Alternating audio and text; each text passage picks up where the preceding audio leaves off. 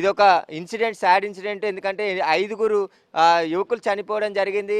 శోభాయాత్ర ముగిసిన తర్వాత ఇంటికి వెళ్తున్న క్రమంలోనే ఈ ఘటన చోటు చేసుకుంది. కాబట్టి ఇక మీదైనా ఖచ్చితంగా జాగ్రత్తలు ఖచ్చితంగా పాటించాల్సి ఉంటుంది.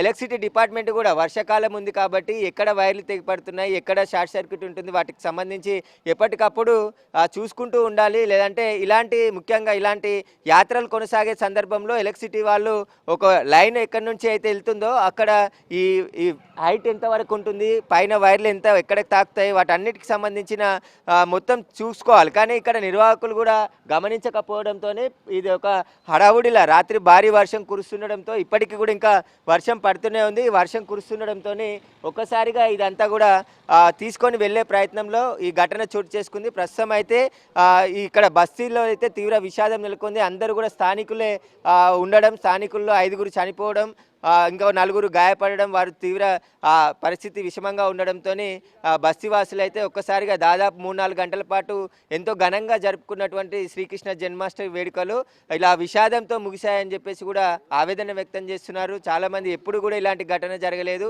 గత కొన్ని సంవత్సరాలుగా ఈ శోభాయాత్ర చేస్తున్నారు. కానీ నిన్న జరిగిన ఈ ఘటనతోని ఇక్కడ బస్తీవాసుల్లో కూడా తీవ్ర విషాదం నెలకొంది.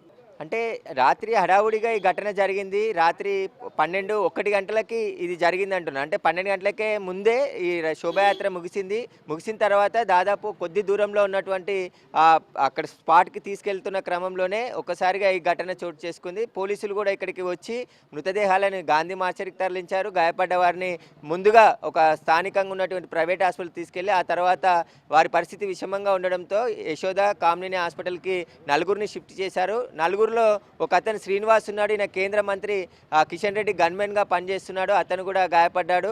అతన్ని కూడా హాస్పిటల్కి తరలించారు. 4గురు కూడా ప్రస్తుతం హాస్పిటల్లో చికిత్స పొందుతున్నారు. వారు కండిషన్ స్టేబుల్గా ఉందా లేదంటే మరికొద్ది సేపట్లోనే వైద్యులు వారికి సంబంధించిన హెల్త్ బులెటిన్ విడుదల చేసే అవకాశం ఉంది. ఇక పోలీసులు అయితే ఈ కేసు నమోదు చేసి దర్యాప్తు చేస్తున్నారు. ఇక్కడ ఎవరు నిర్లక్ష్యం ఉంది, ఎలక్ట్రిసిటీ నిర్లక్ష్యం ఉందా, దేనికి సంబంధించి ఈ ఘటన పైన దర్యాప్తులో అన్ని విషయాలు తెలుస్తాయని చెప్పేసి కూడా ఉప్పల్ పోలీసులు కేసు నమోదు చేసి దర్యాప్తు చేస్తున్నారు. ప్రస్తుతం అయితే ఎవరైతే చనిపోయిన వారి మృతదేహాలను మాత్రం గాంధీ మార్చరీలో ఉన్నాయి.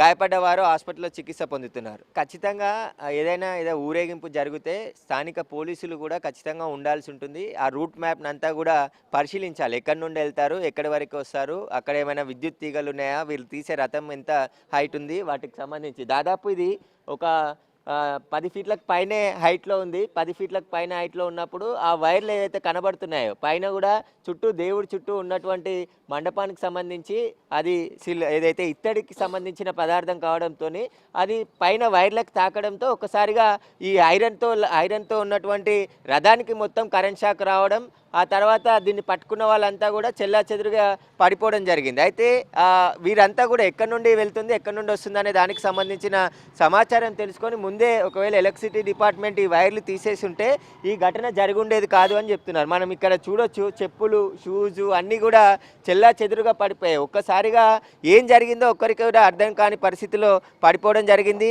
ఈ ఊరేగింపులో దాదాపు 100 నుంచి 200 మంది పాల్గొన్న తర్వాత వెళ్తున్న క్రమంలో రాత్రి ఇన్సిడెంట్ జరిగిన సందర్భంలో కూడా కొద్దిసేపటి క్రితం ప్రత్యక్ష సాక్షి మాట్లాడినప్పుడు 70 మంది ఉన్నారు. ఆ 70 మందిలో 9 మంది ఎవరైతే దీని చుట్టూ పట్టుకొని ఉన్నారో ఆ రథాన్ని పట్టుకున్న వారికి మాత్రమే ఈ ప్రమాదం జరిగింది. ఈ ప్రమాదంలో తీవ్రంగా గాయపడ్డారు. ప్రస్తుతం దీనికి సంబంధించి అయితే ఘటనకి కేసుగా నమోదు చేసి దర్యాప్తు చేస్తున్నారు.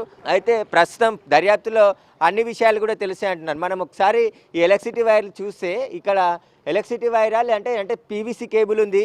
ఆ వైర్లని కూడా అనుకోని ఉంటారు. ఎందుకంటే పైన ఎలక్ట్రిసిటీ వైర్లు ఉన్నాయి, కింద మామూలు వైర్లు ఉన్నాయి. అయితే ఇందులోనే ఏదైనా షార్ట్ సర్క్యూట్ అయి ఉంటుంది, షార్ట్ కొట్టడంతో ఒకసారిగా ఈ ప్రమాదం జరిగి ఉంటుందని చెప్పేసి కూడా భావిస్తున్నారు. ప్రస్తుతం ఇదే రూట్లో ఈ శోభాయాత్ర వచ్చింది. ఈ రథాన్ని తీసుకొని రావడం జరిగింది. వస్తున్న క్రమంలో మరికొద్ది సేపట్లో అయితే ఇంటికి వెళ్ళే వారు అందరూ కూడా ఆ క్షణాల్లో ఒక్కసారిగా కరెంట్ షాక్ కొట్టడంతో ఈ ఘటన చోటు చేసుకుంది. మీరు ఇక్కడే ఉన్నారా రాత్రి?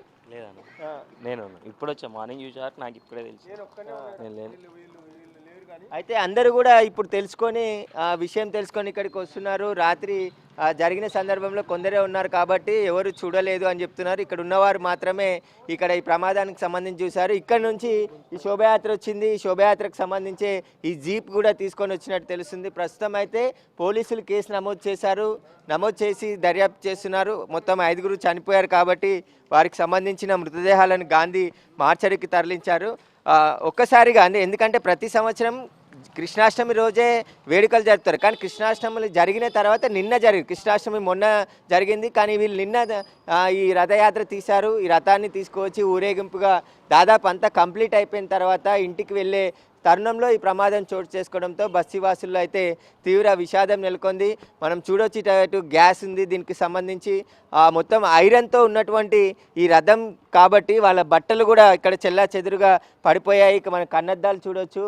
మొత్తం ఇది నెత్తికి కట్టుకునే రుమాలతో పాటు ఇక్కడ వారంతా కూడా ముస్తాబైనటువంటి పగిడీలు ఇవన్నీ కూడా చెల్లా చెదురుగా ఒక్కసారిగా పడిపోవడం జరిగింది. ఇక్కడ తీవ్ర విషాదం నెలకొంది.